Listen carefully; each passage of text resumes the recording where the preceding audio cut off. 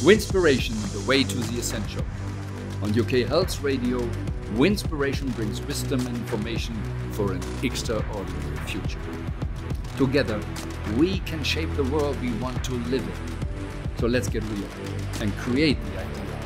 Be extraordinary. Welcome to our first hour together here on UK Health Radio. I am Wolfgang Sonnenburg, founder of Winspiration and the main host for these shows here. And I hope that all the content we bring will inspire you to see the world a little bit different, have a different consciousness, and start, at least if you're not doing it yet, to believe that there is an extraordinary future for us ahead. And we can create it. Extraordinary future for everyday life. It's a little bit of a paradox, but I hope over the sessions we will have a mutual understanding that we can create what we want. We are at a very special moment in the history of humanity. Deepak Chopra talked about meta-human, what we need to change now. Professor Harari, Homo Deus. Wow, what can we create? But let's face it. What is human? What is humanity? It's time for a new definition. So far we talk about human rights. But what does that really mean? If we talk about having rights, then it's about having something. But human being, what do we really want to be? Who are we now? And who do we want to be? And what do we want to create in the future?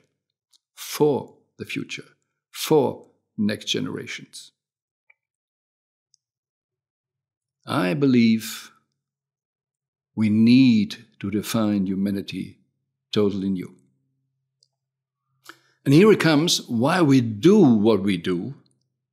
We believe that we, in the first time on planet Earth, having the chance to really live our true self, and with the lifestyle we really want. But to live that, we need to change not just some beliefs. We need to change core, ground, fundamental axioms. What is really the belief we build everything on? In the past, because we were cut off from a lot of dimensions and just focusing on the 3D world, we made our fortune mainly by war and sickness. Everything was based creating war and sickness. The so-called health industry is a sickness industry. The so-called, defense industry is a war industry. But what if we change it and turn it around 180 degrees? What if we in the future create our wealth on peace and health? Sounds a little bit like paradise. Fantastic. Fantasy. We all can agree we don't want to live in a fantasy, we want to live in the reality. But what if the past or today life is a fantasy? And so this is also to help you to see, get real and work on the ideal. Make the ideal reality. So where are our daily thoughts? How is our society system? What are companies doing at the moment? And who are we as humans? And I think as humans we are still too animalistic, too much in fear. And fear is a fantasy. Fear is fantasy. Like we often hear this, fear, false evidence appearing real. We have to change a lot in our thinking, but we know, at least all people who saw The Secret or whatever ideas they have about how is this planet on the duality level, they understand the law of polarity means where hot is cold, where dark is light, and where a problem is, there must be a solution. So even if we don't know yet and don't see the solution yet, we can be totally convinced the solution is there. There is a possibility to make this extraordinary everyday life. But what could it be? What is it what we really want to be, to do, and to have? Oh, this is what we will talk every Winspirational Hour with guests. But today is just sharing some thoughts. So what if the artificial intelligence takes all the jobs away we don't really like? What then? What is left for us? If it's not just about survival, we have enough food on planet Earth, we have enough money, we have enough resources, even energy, we have enough. What we do wrong is the distribution system, how we share it, that we are still in the fighting mood, in the separation mood. So one part will be also the understanding of the oneness.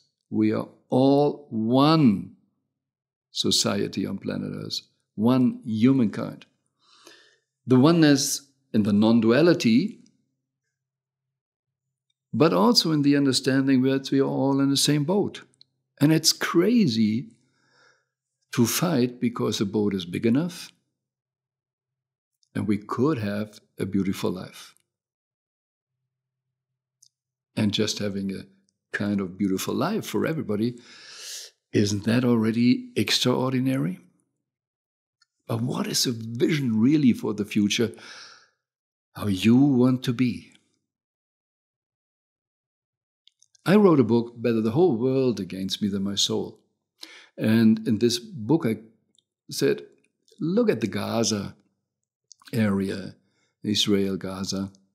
There is a fence, and on both sides there are moms having a kid and dreaming that the kid can grow up in a world of peace and happiness on both sides. But what happened then? A lot of mistrust, a lot of fear, and they teach to throw stones. Everywhere we see now in the world, at least if we listen to the news, gosh, is this America against China, Russia, Ukraine? Or is it in the countries, black, whites, other colors, whatever? Those who are against vaccination, or whatever. So many possibilities to start to fight. And everything is fear-based. What if we all can go out of fear and create? We are not creatures, we are creators. So we all together could create a future we even can't dream of yet. So that's why we start this, to help ourselves to get more information, more wisdom from people who know better already. They have experience already how to create extraordinary things. From people who understand the past, because if we don't understand the past, we have a risk to make false decisions. Humans are not the end of evolution. We're in the process of evolution. So a little bit humbleness for that is helpful. And then the understanding, if we are not the end of evolution, what if Harari is right and says, Homo Deus, we are now there that we can create consciously the evolution we want. There's a lot of people out there teaching this today. But like even quantum physics, which is now more than 100 years, it's not really in schools, and it's not really in our conscious of everyday life, what it means that the observer creates the world, that we are 100% responsible for what we create. In this context, I like the kind of joke. Jesus and an earthling are sitting on a park bench. An earthling said to Jesus, I can't understand why you allow all these bad things to happen. And Jesus, very astonished, exactly that is what I just wanted to ask you. If we get it, that we are the creator of everything, if we understand the law of cause and effect, then we don't focus so much on the effects anymore. We get not emotionally involved with the effects. We get emotionally involved with the causes, with the vision we really have for us as humans. A new humanity, a higher conscious level from where we live and plan and create. In the end, it will be also about the 3D level. We want to have things on a 3D level. Yes, we want to have a very comfortable, peaceful, maybe even luxury life here. And my definition as born in the Western world, grown up with the Christian belief that we were once in a paradise and then we fall out of the paradise, and then if you're out of the paradise, it's hard work. A lot of sweat and tears. And it's true. That's how we lived for centuries. At least those who were disconnected from other dimensions. Falling out of paradise means you're disconnected from the invisible, where things are created to materialize then in the 3D world. Like we all know, rain, some days, blue sky, you don't see the rain. But you know there is something in there. And one day it comes down. It's about frequencies. If it's the water, it's different frequencies. Water can be very, very hard as ice. Higher frequency, it gets water, then steam. Oh, you don't see it anymore. But the energy is always there. You create in the invisible what you want to have on a 3D level. But if you're disconnected, then you only can work hard on the 3D level to change the hard stuff. Like if you only see ice, wow, to change those, it is really hard. If you go with some mystics, shamanic dances, they create the rain. And we all can do this. And if we all do it together, wow, what a power. And that is a problem at the moment, that too many people have a different worldview. They focus on the hard stuff. They are powered by people who want the old system, war and sickness. So that's why we will also have in the Winspirational Hours guests or myself talking about how could be a society system, the society system who supports this, create the good future, allow all bottom-up ideas really come up. So what is a society system in the future? And some say, in the third millennium, governments are not top-down governments anymore, like the normal king rules, forces people, collects the taxes, can do with the money what they want to do. If they mess up, they get a higher pension or another super job. And the people are simply still slaves. And in a so-called super Western world, look at America, wow, the American dream. And today, around 70 million people are living with food stamps. Minimum wages. But you can go also to older countries like India, where you have a caste system that people are really trained over years, programmed over years. You belong to a lower caste. You only good enough to cleaning toilets. What a great idea, implement that in the brains. Then you have workers all the time. Then you have slaves.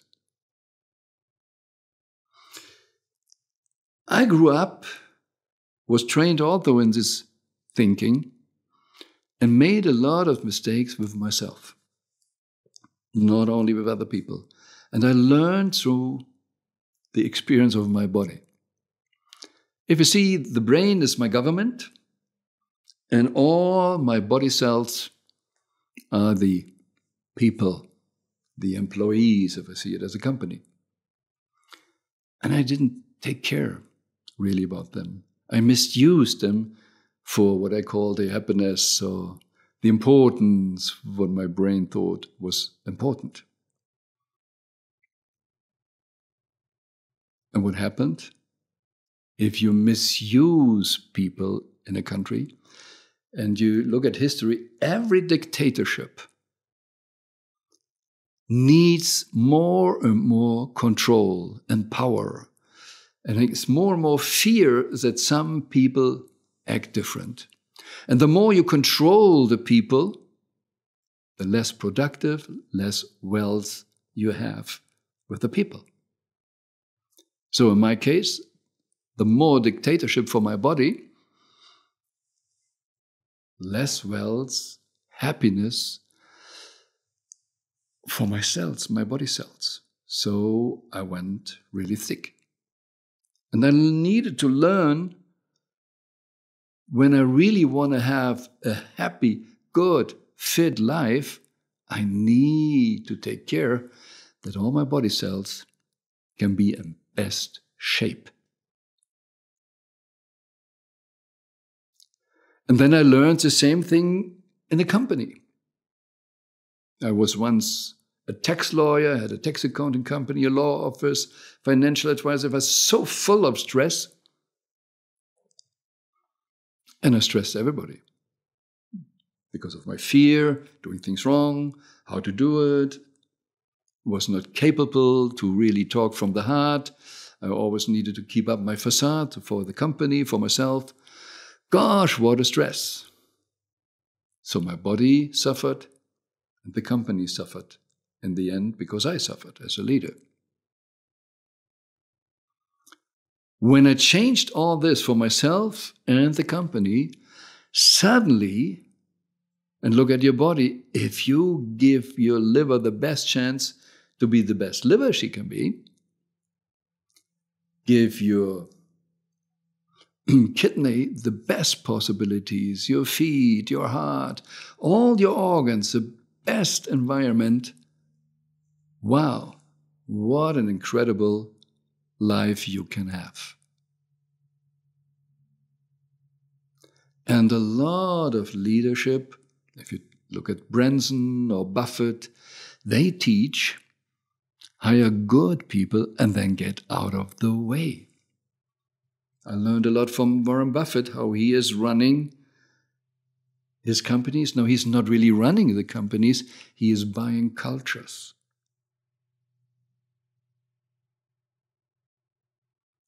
And he has in his Berkshire holding not one person taking care really of all the 70 companies they own. So what does it really mean? Bruce Lipton made the discovery as a scientist when he was studying cells that the brain is not really in the core of the cell. It's more on the outside, in the membrane. So what does it mean really? It means that we need to get a different understanding who should run and do things. If you don't have the receptors really for whatever is on the outside and the good stuff, it doesn't go into the cells. You can't control the cells. 100,000 processes, you can't control it. Nature made it over millions of years by themselves.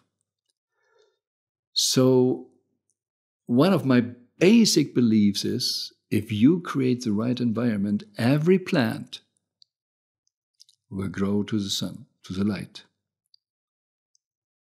If you create the right environment in a company, you have the chance that everybody really developed to the best they can be.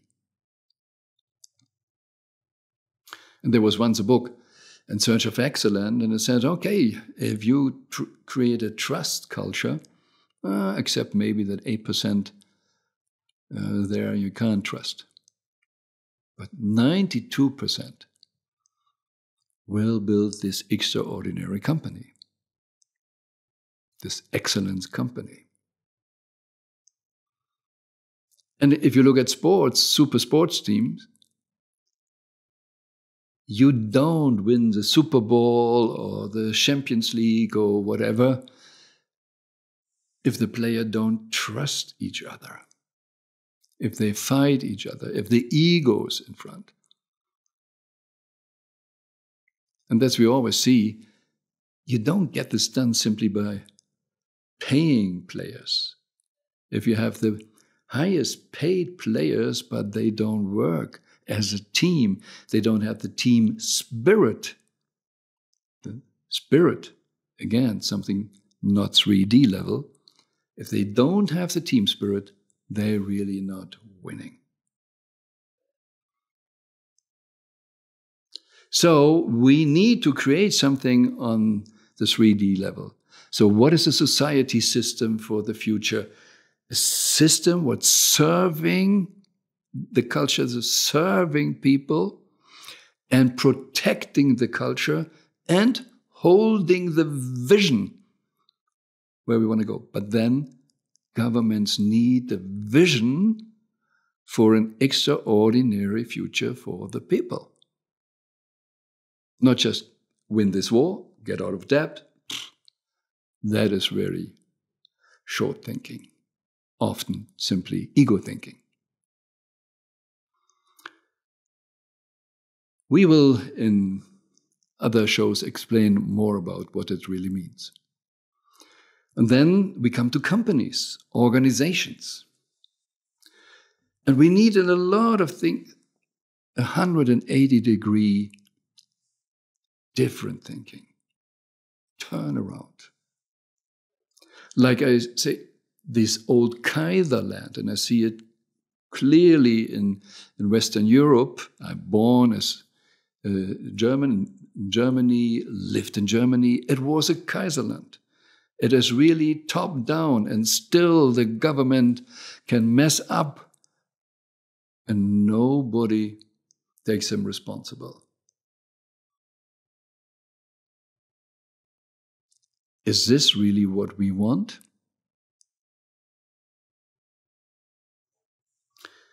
Companies come from the same level. Companies have mainly a CEO, a chief officer. Because when the organization grew bigger, nobody, because there were no business schools 2,000 years ago, who can run a bigger organization? And then they looked at the armies and said, oh, there are people who can do that. And so officers came into the companies and the organizations. And that's why we still have these military thinking, military language. It is about market shares, expanding and winning. It's about winning and losing and fighting and competition. We need to win, we need to be better. It's still win-lose thinking. If we turn it around, then companies will be there to solve problems for the people. Years ago, I wrote a book, The Best Is Yet to Come. And it's exactly that said, to have an extraordinary future for the humans, for humanity, we need to change the thinking. How do companies solve problems for people? But what do we have now? People are there to solve the problems for the company. Look at the financial crisis, look at these, and yet people are misused, hired, fired. We talk about human capital, like money capital. You lose money, you make money, you lose people, you make people. What is it really all about? I had an interview 2008 with Muhammad Yunus. He got a Peace Nobel Prize because he is the creator of what we call the microcredit.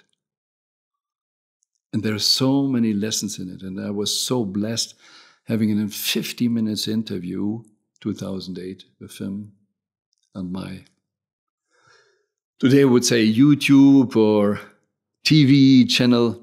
And you can find this interview on YouTube today, 2 Against Poverty. And this 15 minutes changed my life. Because I got not only the frequency of this wonderful human, also a different understanding of a lot of things. For example, he is against classical charity. When we program no profit, gosh, what should happen? And his purpose is bringing people back their dignity and their dignity. And he started it with seeing women working hard. They created basket, but they didn't have the material, so they were working for a guy who brought the material, they made the basket, and the guy made the big profit.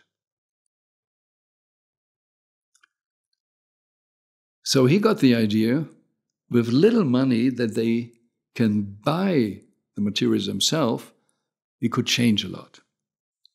And he gave first the money to the man. Because of the culture, you don't give it there to the women, you give it to the men. Failed totally because the men use the money for something else. They loved this kind of hierarchy. They loved the culture. They didn't want to change the culture. So then he thought, okay, I need to break some rules and give the money directly to the woman. What happened? It failed again. First of all, they were not educated enough. Then they were not strong enough to deal it, had trouble with men or whatever. It didn't work. But how could he end up really having big success with this idea and creating a bank, the Grameen Bank, with thousands of women owning it? He came up with the idea, 5 women get a loan. But the group, everyone in this group is responsible for every single loan. What does it mean? If we as group feel responsible for a result, we create the results. If you say, oh, it's just your problem, we don't care. We had it in sports as well. I'm a German, so we loved soccer.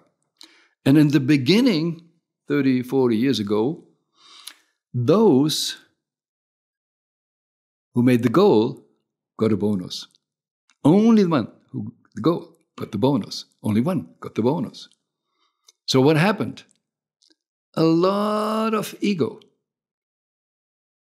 So they were fighting each other who had the chance to get the bonus. And in the end, no good results.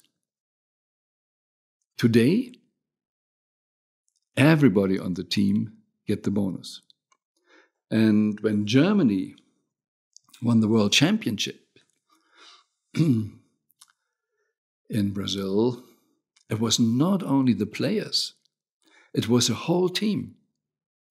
The massage therapist, everybody got a bonus when they were winning. So whole team. So look at your body. Isn't it theoretically a natural idea that all cells should grow and get the bonus, not only a few cells? So companies are there to solve problems for the people. And companies should have a different understanding about who is king. I grew up with customer is king. And then I learned from successful entrepreneurs, no, not the customer. My people are the most important. And it happened also here in Germany. We had the big war, and entrepreneur says, oh yeah, you can take my factory. That's not the biggest problem. You can even take all the customers. Not a big problem. As long as I have my people, we build again. So how do we handle this in the modern business world? Do we see objects or do we see people? And therefore, Yunus' idea is we need to have companies. We need to have competition. We don't want laziness, but we need in a lot of areas more a not for profit. We don't do it to make profit for a few people. Purpose before profit. We make profit, yes, to be better for the purpose. And the purpose is helping people, bringing humanity forward. So companies should invest in research, create new things, develop things further, And society should just take care of the culture that this is possible.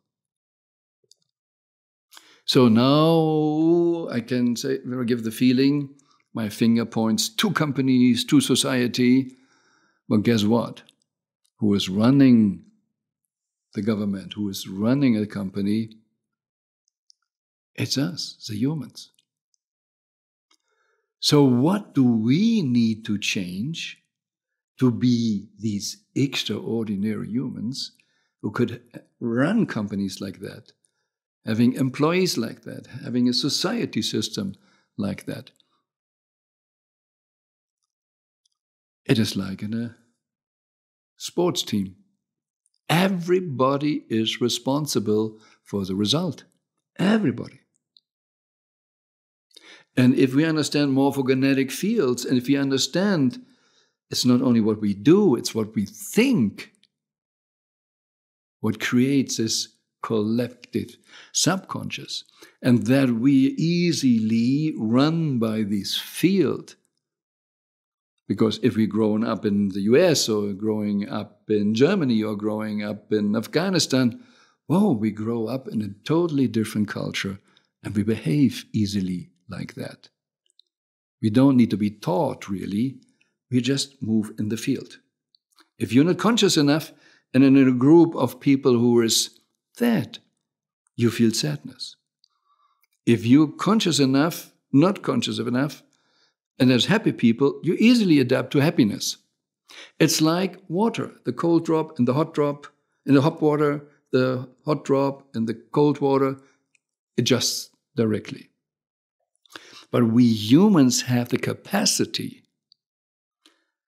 with this extraordinary possibility of consciousness, that we can stay happy even if we go in a group where people are sad.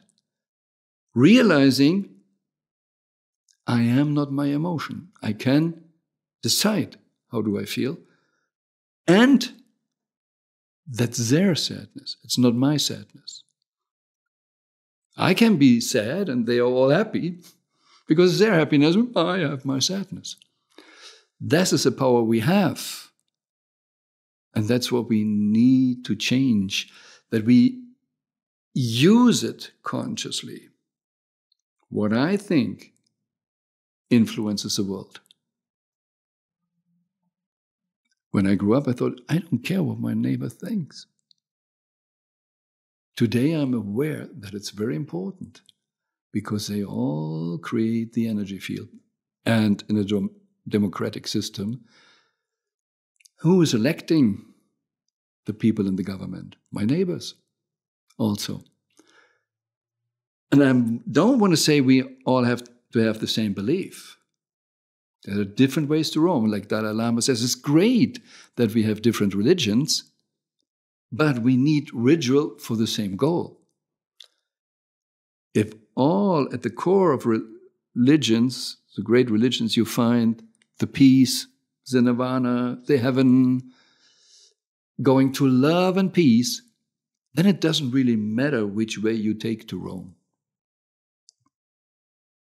But we shouldn't fight if people take a different way to Rome, a different street.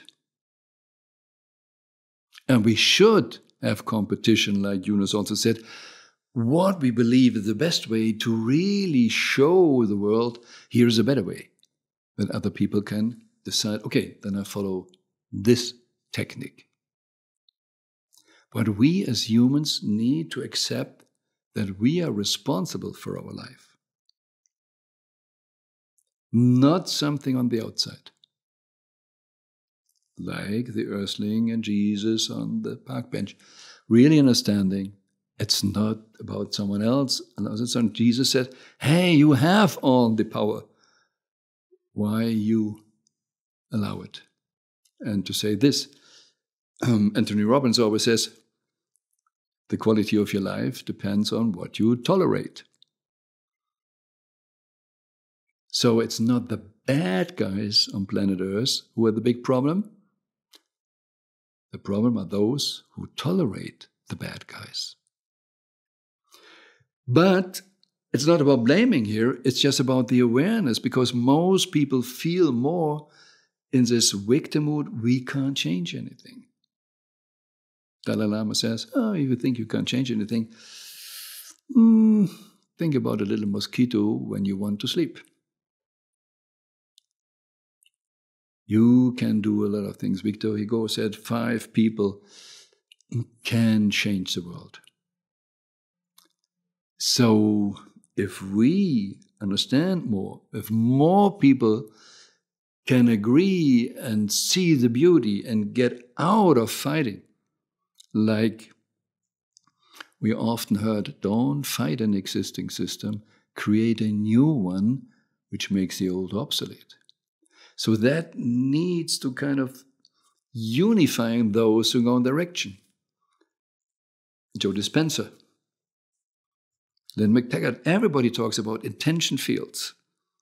So the more we get together, that's what we dream of, we call it Inspiration Day. One day a year, we use the 7th of May to focus from the morning to the beginning exactly on our capacity to love, to be alive, to understand that we have so much more potential that we go for yet. That fear, different than danger, that fear is an illusion, and that we understand the power, even if you look at quantum physics, that the observer can create and decide the outcome. So, what future do we want? Can we think the extraordinary? Can we think really something what we can't really imagine yet? No, it's hard work.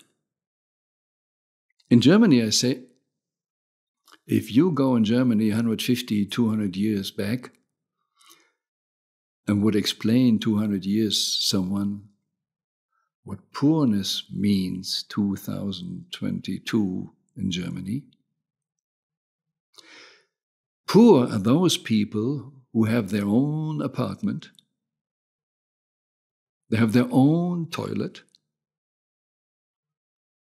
they have water there they can heat, they're protected from storms and everything, they get food, they don't need to go in the woods to get food, they get money to buy, and there are shops where you get it, or you can even have delivery service that brings you food, and you have a colored TV, you have a phone. That's all what poor people have. That's poor in the Western world. But even if you go to other countries, South Africa, if you go and see ghettos or somewhere else, you see a lot of antennas there. Nobody 200 years ago could believe that. They couldn't even understand what is TV, what is an own toilet.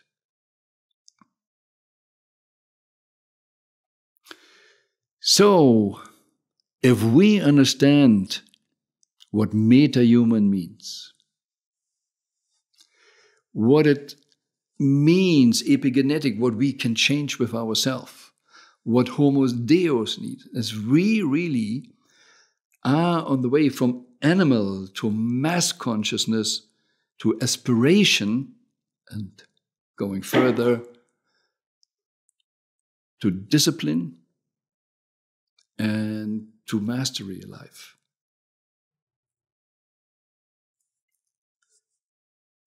And that is what we want to share more and more here. That we humans are so blessed, and that's so different than animals. Animals can be totally perfect. Like Sadhguru said, a tiger can be so perfect, but he has not many possibilities to change his life, his evolution. We have the possibility to really create the life. Jobs we don't want to have, let's technic do it. Not lower castes. We are all humans. We need to get an understanding for WeQ, from IQ to WeQ, a we culture, out of win-lose, or even worse, lose-lose, what a lot of people and countries are doing. And maybe you remember the film with Michael Douglas, I guess, about the divorce, and it was really a lose-lose film. Gosh, how crazy is that? And it's really about consciousness, where a problem is a solution. So if we all really want the extraordinary future, if we all want really a win-win life, then we can create it. At least theoretically it's possible. If it will happen, the future is open, we together decide. So let's get out of illusions. Start thinking, why do I believe that? Do I really have proof for it? Byron Katie always turn it around. Do you have proof? 100%? 120% proof? Where do you come to your conclusions? Where do you have proof, where not? Stop all fantasy. Get real. And in first moment, it's maybe painful to get real. Because if you get false beliefs through survival techniques, there's a lot of disappointment. The world is suddenly totally different. But if you see the real world, the truth sets you free. And then you can create it. And the most successful companies, they work on, are we really clear? We want no fantasy. Elon Musk would never get the rockets really in the air if he would fantasize and just dreaming. But if we face the hard facts, we can create whatever we want. And this should be for all of us inspiring, even if it needs changes. But we know if we want to have it better, we need change. We need even a new world order. Don't be afraid about a new world order. We need a new world order, but an order for an extraordinary future. And you need to be part of it. So it's not about just first growing money and material stuff. It's first growing wisdom. Have more wisdom. That's why we want to bring you here wisdom and information about the extraordinary future. And together, we can create it. And I believe more than 100% that we all as humans have the capacity to do it. But it's nothing for one. It is for us all, for the WeQ world. That's why we do this, and we want you to be part of it. Thank you for listening so far, and I hope you're interested and curious of the shows to come when we have special guests who show the possibilities for our extraordinary future. And be assured, the best is yet to come. This was another episode of Winspiration, Wisdom and Information to support you getting out of illusions, false identifications, limiting beliefs. We all have the power and potential to be more, do more, have more, give more. Reality is what is possible in the universe, and the best is yet to come. If you want to dive deeper into possibilities of creating the extraordinary future, go to winspiration.global or to wolfgangsonnenburg.com. More information and some free downloads like the email program Dream Goals Reality or a copy of the book The Best Is Yet to Come can be found on the UK Health Radio website under the Listen on Demand and Presenters section.